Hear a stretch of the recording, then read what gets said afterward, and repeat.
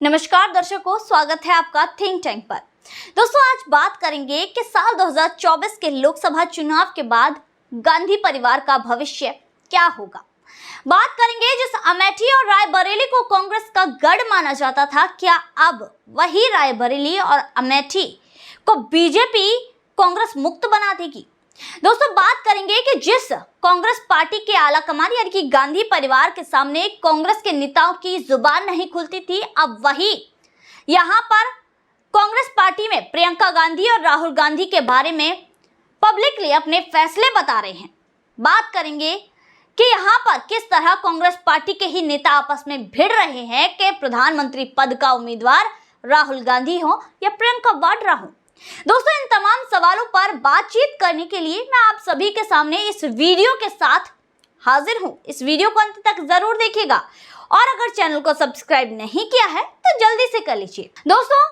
जिस गांधी परिवार की पीढ़ी दर पीढ़ी देश पर राज करती आई हैं, यानी कि प्रत्यक्ष रूप से देखा जाए तो 3 प्रधानमंत्री यहां पर देश के रहे हैं, जवाहरलाल नेहरू,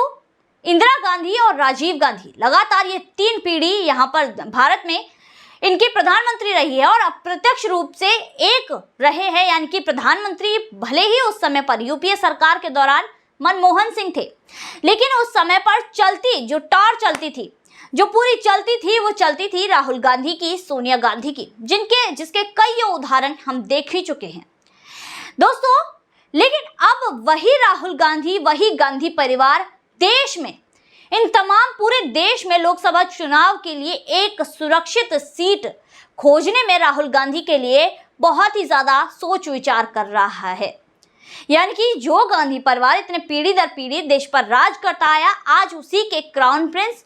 चश्मो चिराग राहुल गांधी को एक सीट खोजने में, एक सीट ऐसी निर्धारित कि जहां से पूरे कॉन्फिडेंस के साथ कहा जाए कि हाँ, यहां से राहुल गांधी जीतेंगे, वो खोजनी भी मुश्किल हो गई है। यानी कि गांधी परिवार की जो देश में लोकप्रियता थी वो धीरे धीरे डाउन जा रही है, जिसके साथ जो उनकी पार्टी है कांग्रेस की भी जा रही है, जिसके बाद अब कांग्रेस में ही जो नेता हैं वो भी अब बढ़ चढ़कर बोलने लगे हैं। हाल ही में एक कांग्रेसी नेता है जिनका नाम है प्रमोद कृष्णन, उनका बयान आया था कि प्रियंका गांधी वाड्रा को देश के प्रधानमंत्री पद के उम्मीदवार के रूप में खड़ा होना चाहिए और इसके लिए उन्हें वाराणसी से चुनाव लड़ना चाहिए। इसके अलावा अजय रॉय नाम के एक कांग्रेस नेता उभर आए, यानी कि जो उत्तर प्रदेश के नए नए कांग्रेस अध्यक्ष बने हैं वो उभर आए, जिन्होंने कहा कि अमेठी से राहुल गांधी को चुनाव लड़ना चाहिए और प्रधानमंत्री पद के उम्मीदवार के रूप में भी उन्हें ही खड़ा होना चाहिए। यानी कि अब कांग्रेस के ही नेताओं की सोच नहीं मिल रही है कि कांग्रेस के नेता ही ये सुनिश्चित कर सके कि उनकी तरफ से देश के प्रधानमंत्री पद के उम्मीदवार के रूप में कौन खड़ा होगा।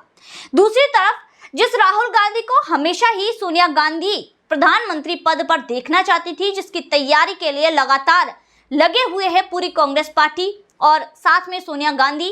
जिसमें अब विपक्षी नेतृत्व में भी सबसे बड़ी पार्टी है कांग्रेस पार्टी और इसमें भी सबसे बड़े नेता है वो है राहुल गांधी, जिसमें सोनिया गांधी चाहती है और कांग्रेस पार्टी चाहती है कि जिसमें जो प्रधानमंत्री पद के उम्मीदवार के रूप में देखा जाए तो वो पूरे गठबंधन की तरफ से, यानी कि INDIA की तरफ से राहुल गांधी को देखा जाए, जिसमें लगातार यहाँ पर पूरी कोशिशें की जा रही है। लेकिन दोस्तों, सबसे बड़ी बात है कि राहुल गांधी के लिए कोई ऐसी सीट ही ये लोग नहीं खोज पा रहे हैं, यानी कि कांग्रेस पार्टी नहीं खोज पा रही है जिसमें राहुल गांधी के लिए पूरे कॉन्फिडेंस के साथ कहा जाए कि यहाँ पर राहुल गांधी जीतेंगे। यानी कि जो गढ़ था कांग्रेस पार्टी का, रायबरेली और अमेठी में जब से स्मृति ईरानी ने राहुल गांधी को हराया है, राहुल गांधी का कॉन्फिडेंस लेवल शायद लो चला गया है। तभी से तो राहुल गांधी सिर्फ 1 या 2 बार अमेठी गए हैं, इसके अलावा नहीं गए।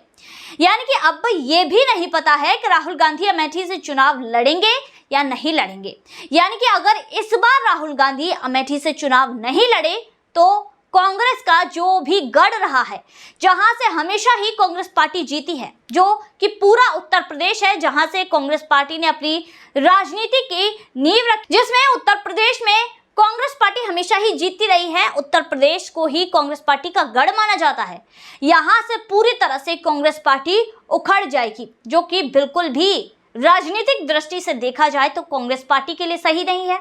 राहुल गांधी प्रियंका वाड्रा के लिए सही नहीं है। अब यहाँ पर लगातार ये चिंताएं जताई जा रही हैं कि अब यहाँ पर किस सीट से राहुल गांधी लड़े। देखिए, वायनाड की सीट जो राहुल गांधी ने चुनी वो यहाँ पर चुनी गई और यहाँ से राहुल गांधी जीत भी जाएंगे, इसमें कोई भी आशंका नहीं है। बाकी राजनीति है और जनता जनार्दन है जिसके वोट के आधार पर देश में जो भी सीटें मिलती हैं सरकार बनती है। लेकिन यहाँ पर देखा जाए तो ये एक मुस्लिम बहुल इलाका है और यहाँ पर जो इंडियन यूनियन मुस्लिम लीग है उसका कहीं ना कहीं इनडायरेक्टली जो सपोर्ट मिलता है वो यहाँ पर राहुल गांधी को मिलता है, क्योंकि यहाँ पर ये जो इंडियन यूनियन मुस्लिम लीग है ये अभी यूडीएफ को सपोर्ट करती है, जिसका सपोर्ट राहुल गांधी को जाता है, कांग्रेस को जाता है, जिसकी वजह से राहुल गांधी को हमेशा ही फायदा मिलता है और अब भी राहुल गांधी को फायदा मिलेगा। जिसके बाद यहाँ पर पूरी आशंका है कि वायनाड से तो राहुल गांधी की सीट पक्की है। लेकिन दोस्तों, अब सवाल यही आता है कि अमेठी का क्या, जिस अमेठी से हमेशा ही कांग्रेस पार्टी लड़ी है, राहुल गांधी भी सांसद रहे हैं। अब उस अमेठी में क्या अमेठी को राहुल गांधी यूं ही छोड़ देंगे? क्या अब रायबरेली को यहाँ पर कोई भी ऐसा कांग्रेस का नेता नहीं मिलेगा जो यहाँ पर पूरी तरह से दबदबा बनाकर लड़ सके और जीत सके? यहाँ पर दोस्तों इसलिए कहा जा रहा है कि जहाँ पर अपने देश की मिट्टी छूटी, देखिए हमारे देश में बहुत से लोग हैं जो गांव को छोड़ के शहरों में आते हैं, लेकिन कभी भी अपने गढ़ को नहीं छोड़ते। यानी कि गांव में भी वो अपनी जमीन से जुड़े रहते हैं, अपने पूर्वजों की जमीन से जुड़े रहते हैं, बार बार अपनी जमीन को देखने जाते हैं, अपने गांव जाते हैं, जिसकी वजह से वो पीढ़ी दर पीढ़ी उस जगह से जुड़े रहते हैं जहां पर उनके पूर्वज रहे हैं।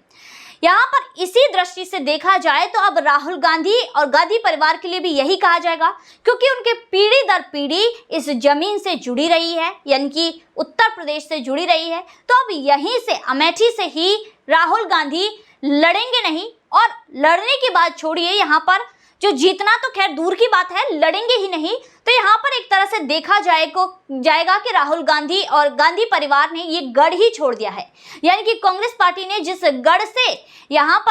गढ़ पर अपनी मजबूती बनाई थी उसी को छोड़ दिया है। तो ये जो राजनीतिक दृष्टि से देखा जा रहा है ये गांधी परिवार के लिए बहुत ही गलत हालत पैदा करने वाला है। यानी कि जिस तरह से लोकप्रियता कांग्रेस की घट रही है, अगर उन्होंने उत्तर प्रदेश को भी छोड़ दिया, अगर यहाँ पर जीत हासिल नहीं कर पाए तो उसके बाद ये कांग्रेस की जो लोकप्रियता है तेजी से कम नीचे आ जाएगी, यानी कि थोड़ी बहुत जो बचेगी वो और नीचे घटती हुई जाएगी। देखिए, कांग्रेस के बारे में ये नहीं कहा जा सकता कि कांग्रेस पार्टी का राजनीतिक करियर पूरी तरह से खत्म हो जाएगा, लेकिन हाँ ये कहा जा सकता है कि राहुल गांधी और प्रियंका वाड्रा का खत्म हो सकता है, यानी कि बहुत लो आ सकता है।